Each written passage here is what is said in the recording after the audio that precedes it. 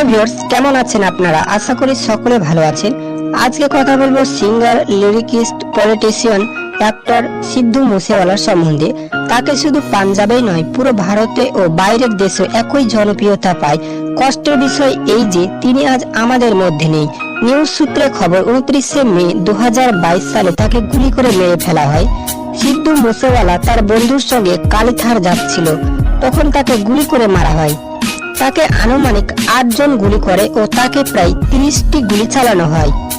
তার অরিজিনাল নাম সিদ্ধু মুসেওয়ালা নয়, তার অরিজিনাল নাম সুদীপ সিং সিদ্ধু।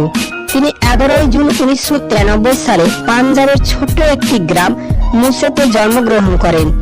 এখন যদি তার বয়সের কথা বলি তো তার মৃত্যুর সময় তার বয়স 28 বছর হয়েছিল। তার মৃত্যু 29শে মে 2022 সালে পাঞ্জাবের মানসাতে হয়। যদি তার মৃত্যুর কথা বলি তো তাকে গুলি করে মারা হয়। তাকে গুলি করার সিসিটিভি ফুটেজে ছোট্ট একটি ক্লিপ প্লে করছি, আপনারা নিজের চোখেই দেখে নিন।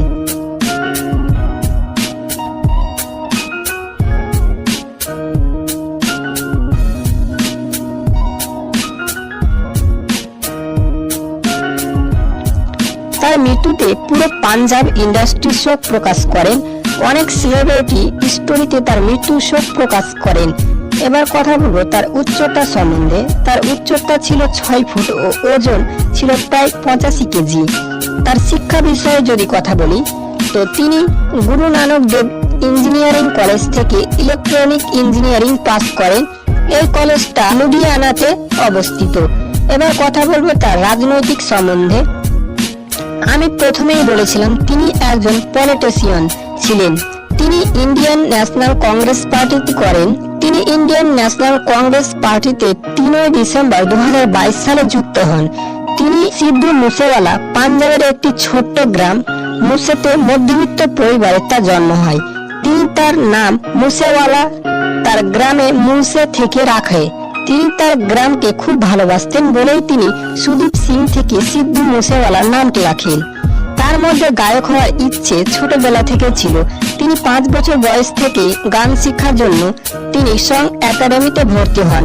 2015 সালে যখন তিনি গ্রাজুয়েট করছিলেন তখন তাকে জনপ্রিয় সিঙ্গার ও লিরিকিস্ট তার অফিসে দেখা করতে বলে। সিদ্ধার্থ মুসেওয়ালা যখন দেখা করার জন্য তার অফিস চণ্ডীগড় গিয়েছিলেন তখন তাকে অফিসে ঢুকতেই দেওয়া হয়নি। এরপর তিনি ভাবলেন, আমি কোনো দিন কারো লেখা গান গাইবো না, আমি নিজেই গান লিখবো ও নিজেই গাইবো। তার গ্রাজুয়েট কমপ্লিট করার পর 2016 সালে কানাডা যান। সেখানে তিনি পড়াশোনা করতে থাকে ও সাথে সাথে গান ও লিখতেও থাকে। তার প্রথম গান লাইসেন্স, সেই গানটি তিনি নিজেই লেখেন ও একজন জনপ্রিয় গায়ক নিনজা এই গানটি গেয়েছিলেন। এই গানটি সুপারহিট হয়। তারপর তিনি গান লিখতে ও গান গাইতে শুরু করেন। তার প্রথম গাওয়া গান জি ওয়াগন, তারপর অনেক হিট সং গাইতে থাকে। তারপর তিনি 2017 সালে তার লেখা ও গাওয়া গান সো হাই 494 মিলিয়ন ভিউজ পায়। সে গান থেকেই তাকে পুরো ভারত ও বাইরের দেশে জনপ্রিয়তা পায়। আপনি কি আমার ভিডিওর আগেই গানটি শুনেছিলেন? অবশ্যই কমেন্ট বক্সে কমেন্ট করে জানাবেন।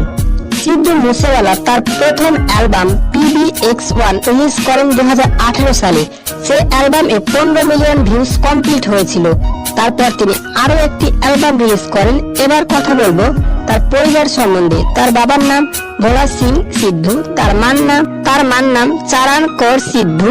যদি কথা বলি তার ইনকাম সম্বন্ধে, তিনি একটি স্টেজ প্রোগ্রামের জন্য 6 থেকে 8 লাখ টাকা নিত ও এক লাইভ শো এর জন্য 20 লাখ টাকা নিত। তো আজ ভিডিও এই পর্যন্ত। ভিডিওটা কেমন লাগলো অবশ্যই কমেন্ট বক্সে কমেন্ট করে জানাবেন। আর ভিডিওটা যদি ভালো লাগে অবশ্যই ভিডিওটাতে একটা লাইক দিয়ে বন্ধুদের কাছে শেয়ার করবেন। আর স্ক্রিনে শো হওয়া ভিডিওগুলি আপনারা দেখতে পারেন। Thank you.